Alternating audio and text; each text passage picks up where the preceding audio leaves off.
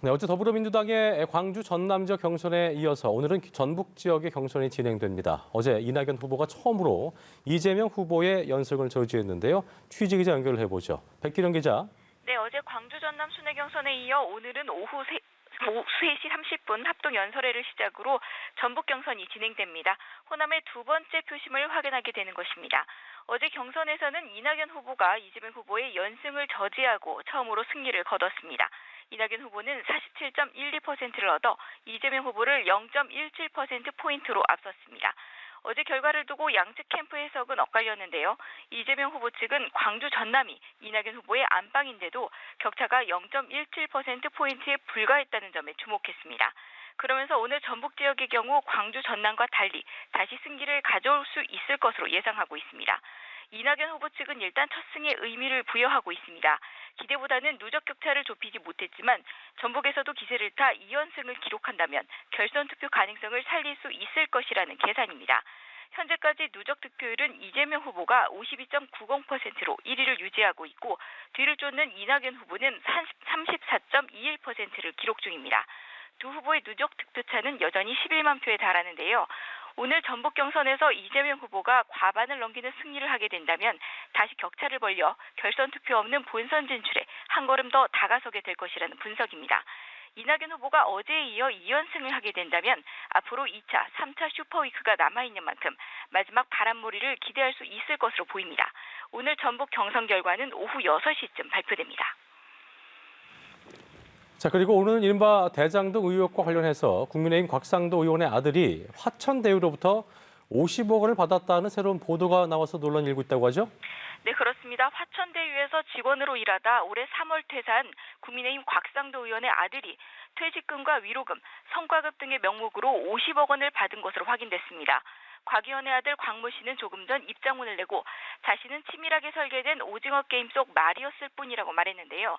곽 씨는 입사 이후 약 200에서 300만 원대의 급여를 받고 일했으며 수익이 가시화된 이후 2020년 6월 퇴직금을 포함해 5억 원의 성과급 계약을 체결했고 2021년 3월 퇴사하기 전 50억 원을 지급받는 것으로 성과급 계약이 변경되었다고 설명했습니다.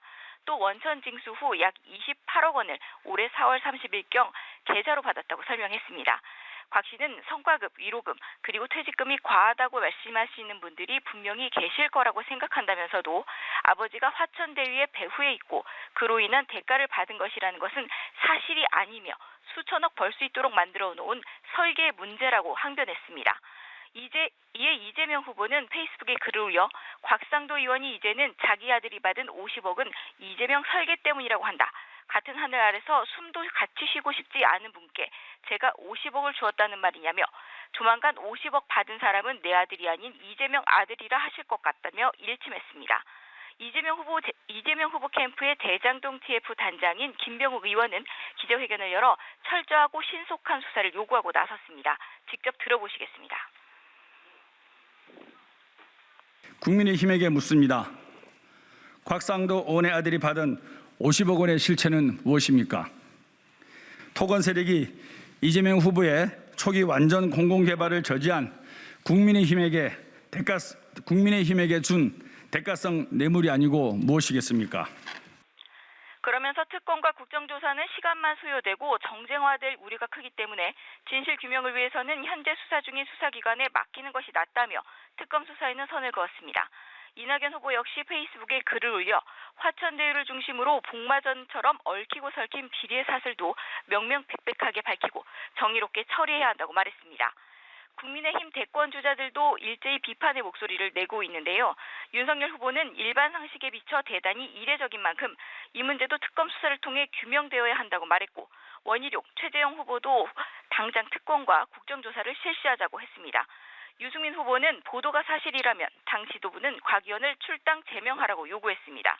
국민의힘은 오늘 오후 5시 비공개 긴급 최고위를 열어 이번 사안을 논의할 예정입니다. 자, 국민의힘의 경선 소식도 짚어보죠. 오늘은 3차 방송 토론회가 진행된다고 하죠? 네, 오늘은 국민의힘 2차 컷오프를 앞두고 세 번째 방송 토론이 진행됩니다.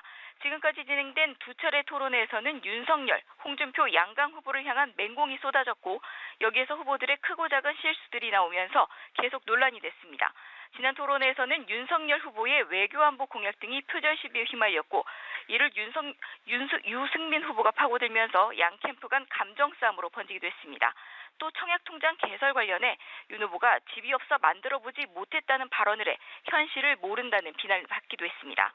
국민의힘은 오늘 이후 3차례 더 토론회를 개최한 뒤 다음 달 8일 여론조사 70%, 당원 투표 30% 방식으로 8명의 후보를 4명으로 압축할 예정입니다. 지금까지 국회에서 전해드렸습니다.